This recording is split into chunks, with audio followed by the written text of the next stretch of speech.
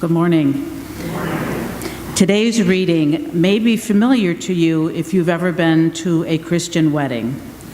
But while the Apostle Paul's great hymn of love is beautiful and should be frequently shared, we tend to forget that it's not really about two people in love. The hymn speaks of the transformative, shaping power of God's love as a force in our world, in our relationships. Paul calls the church in Corinth and us to reflect on what is more important in following Christ, in being the church, and in growing understanding of our God. So from 1 Corinthians 13, verses 1 to 13. If I speak in the tongues of mortals and of angels, but do not have love, I am a noisy gong or a clanging cymbal. And if I have prophetic powers and understand all mysteries and all knowledge, and if I have all faith so as to remove mountains, but do not have love, I am nothing. If I give away all my possessions, and if I hand over my body so that I may boast, but do not have love, I gain nothing. Love is patient, love is kind. Love is not envious or boastful or arrogant or rude. It does not insist on its own way. It is not irritable or resentful. It does not rejoice in wrongdoing, but rejoices in the truth. It bears all things, believes all things, hopes all things, endures all things. Love never ends. But as for prophecies, they will come to an end. As for tongues, they will cease. As for knowledge, it will come to an end. For we know only in part, and we prophesy only in part. But when the complete comes, the partial will come to an end. When I was a child, I spoke like a child, I thought like a child, I reasoned like a child. When I became an adult, I put an end to childish ways. For now we see in a mirror dimly, but then we will see face to face. Now I know only in part. Then I will know fully, even as I have been fully known. And now faith, hope, and love abide, these three, and the greatest of these is love. Thanks be to God for these words of life. Amen. My 3-year-old introduced me to the movie Coraline, though it came out 7 or so years before she was born. Our oldest is never interested in anything remotely scary, a girl after my own heart. But Hattie loves things that are a little creepy. We were browsing Netflix one day, and she picked it out, and she spent the whole time saying, "This is really creepy," and then, watched it. Based on the book by Neil Gaiman, the animated film tells the story of the eponymous girl teetering on the edge of adolescence. Coraline is an only child who moves with her parents to a new town, to an old house complete with basement and attic apartments inhabited by the strangest of neighbors. Her parents, though loving, are preoccupied with work. They're both on a deadline. Maybe that's why Hattie related. But they're pretty typical in other ways. They insist she eat her vegetables. They don't allow her to go play in the mud. Her father gives her the task of counting things in the old house: leaky windows, rusty water heater, bugs in the shower. We were taking notes watching it as a family later. That's a good idea when you're busy. Go count things. Coraline finds, too, a door that leads to nowhere. It's bricked over inside. One night, unable to sleep, she wanders the house to discover that the bricked-over door to nowhere is now open. She crawls through the tunnel and emerges in an alternate world. It's her world, her house, but it's better, it's brighter, it's more exciting. She is greeted by a woman who introduces herself as her other mother. She is sung to by her other father. She is fed a delicious meal, and she snuggles in to bed in a more elaborately decorated room full of wonders. She returns night after night to the alternative world, and each night her other mother shows her something else marvelous, something amazing in the garden, offers her an invitation to go and see better, brighter, more interesting versions of the neighbors. One night, particularly moved by an exciting experience at the basement neighbor's house, the other mother greets Coraline and brings her back into the dining room and has something she wants to ask her. "You do love it here, don't you, Coraline?" "Oh, yes." "If you want to stay with us, you can. If you want to stay, there's only one thing that you have to do." Each of the characters, each of the people or the figures in the alternate world, the other mother, the other father, all her friends and neighbors have doll's eyes, buttons for eyes. And Coraline is offered a small box with 2 buttons, a needle, and a spool of thread. It's super creepy, right? So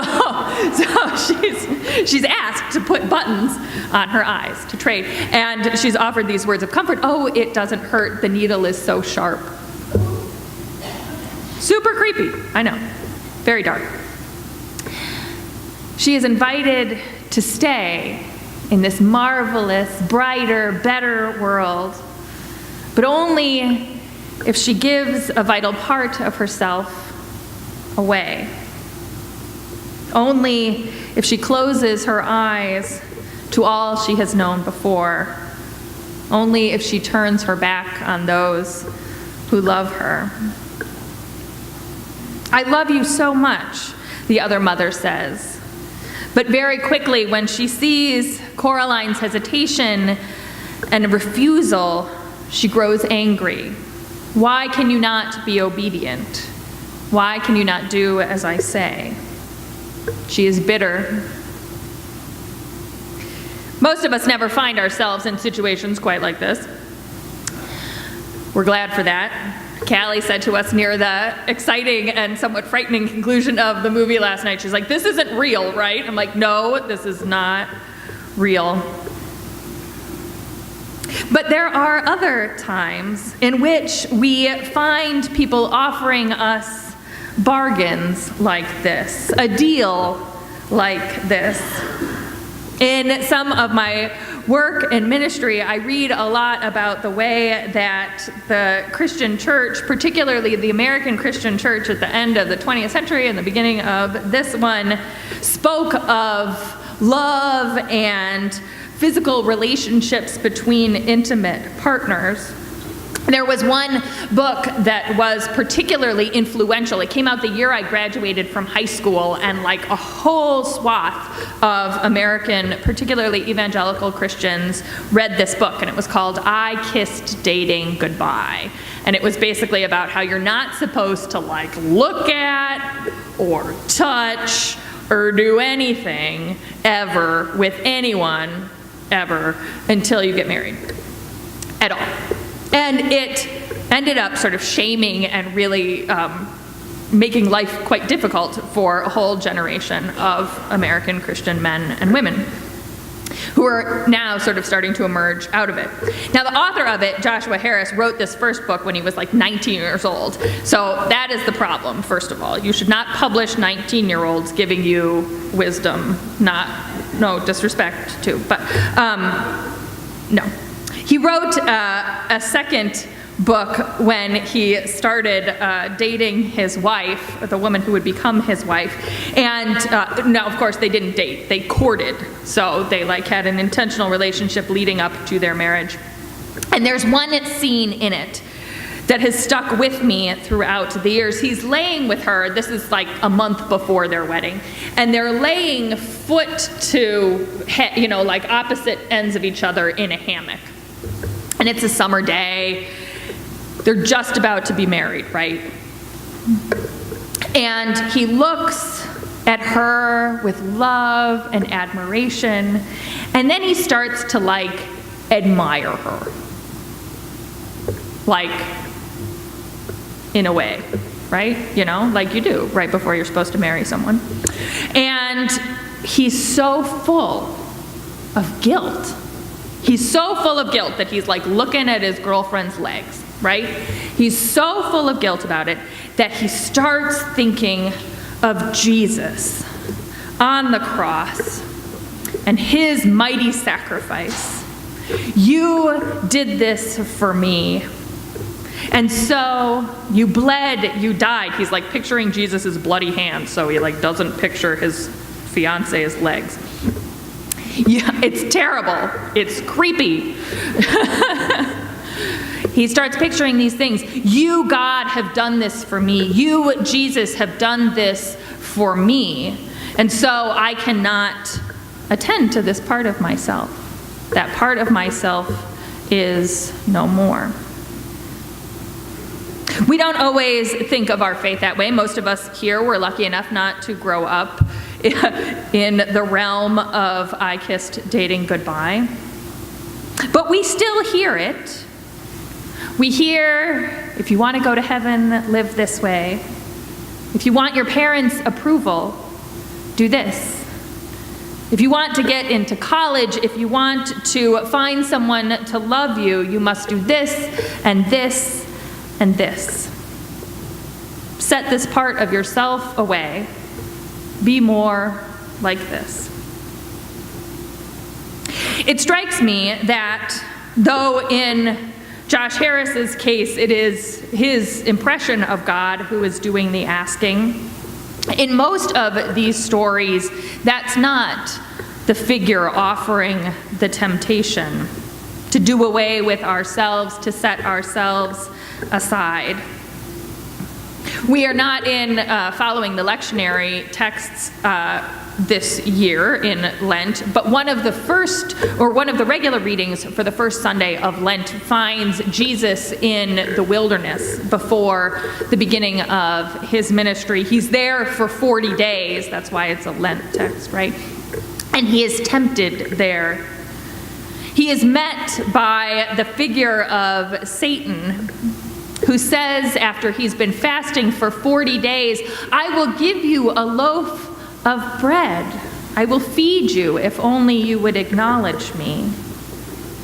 I will build you, you powerless nobody kid from Nazareth. I will give you all the world if you declare me your Lord. I invite you to test God. Throw yourself down from here. Test God's love for you. If God loves you, God would surely save you. The voice of temptation. The voice which offers us all the world, if only. That's the voice of evil. Coraline, as she returns each night to the other house, the other mother, finds herself increasingly distressed. She notices that things are off. After she is offered the buttons, she goes up and tries to get back to her real life, but she finds that her parents are no longer there. She finds that the alternate reality has seeped into her real life. And so she returns, she confronts the other mother, and she is locked away. She meets then 3 spirits of children who have been detained before, who were tempted by this better, brighter life, who were offered this kind of love, and who allowed their eyes to be replaced with buttons. Now they are trapped. This love that the other mother offered them, they say, was offered under the guise of love, but she ate up our whole lives. This is a love that claims to be love, but is really more about possession, about violence and control. In the 9:07 service this morning, we did St. Patrick's Day, because it's like Chicago, and, so we're Protestants, right? It's okay. And we read this lovely Tommy DePaula story about Patrick, the missionary, going to Ireland. And I read a couple different stories in preparation for today, a couple different picture books. And it was astounding to me how many of these books, that are published about St. Patrick's are like, and then he went off to the pagan population. He preached to the barbarians. I was like, oh man, I don't know how I feel about that. I don't know how I should feel, how we should feel that our faith has been offered over the years as a bargain by conquerors. You can be a part of us if only you would give over your indigenous faith, if only you would deny your community and the things that you have believed. We may not be tempted to put buttons on our eyes by creepy, bug lady witches, but we are tempted by other things. The story that we tell of God, though, is that we are not called to convert ourselves or convert others, to claim Jesus in a particular and prescribed way. We are not meant to give up a part of ourselves. We do not have to earn God's love. That is grace. There's nothing that we have to do. God loves us. And everyone else. We saw this week a dramatic and heart-rending display of racism, of white supremacy, of Islamophobia, a desire for people to be like us, to be white, to be Christian. Those are not signs of God's love. Those are temptations, and they are from the adversary, the power of sin. Love is not emotional blackmail. Love is not violence. Paul tells us what love is. Love is patient and kind. It is not arrogant or rude. It does not insist on its own way. Love does not tear us down, does not threaten. It doesn't cut bad deals. Give me your life. I'll love you. Love should not, does not inspire guilt. But love is not only a warm and fuzzy feeling. Love is those glasses, those lenses that allow us to see clearly, not only through a mirror dimly, but face to face. Coraline's first tool in setting things right is a lens that allows her to find lost things. She returns, having first escaped from the other mother. She returns to free her mother and father and the other captured souls. That is love. Jesus, too, is likewise willing and able to face his fears, to face abandonment and betrayal in order to set others free, to show the victory of love and life over sin and death, over the temptations of power. The people that he went to serve and heal didn't do anything to earn his loyalty or his love, but he offered it anyway.